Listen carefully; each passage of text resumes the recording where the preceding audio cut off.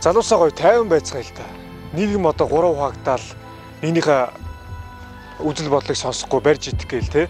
Энд чи одоо бүхэн болдгоороо болно шүү дээ. Бороо орж ийн, борооны араас нар гарна. Сонгуул болж ийн, сонгуул өгснөний дараа бидний амьдрал үргэлжлэнэ. Чи юу хийжсэн те? Сурж ирсэн үү? Ажиллаж ирсэн үү? Спортоор хичээлж ирсэн үү? Бүхэл юм үргэлжлэнэ шүү дээ. Гол нь нэгнийхээ гоё санаа бодлыг хүндлээд өөрийнхөө үзэл бодлыг тулгаж нөгөө хүнээ доош нь ирэхгүй өөрөлд гоё тайван оюу байдлаар ханддаг. Энд ямар дайан болоод байгаа юм. Муур дайн төрнө гэж залуучууд нь хоорондоо битгэлцээд яах вэ? Бид нар нэр дэвшигчтэйгээ хармаар байна шүү дээ.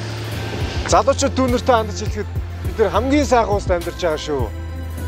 Монголын ирээдүйг гэрэлтэй байна. Би бол эвтэй Монголыг л дэмжинэ. Уурлаж дайсанхаас илүү тайвнаар нэг бодоод үцгэе.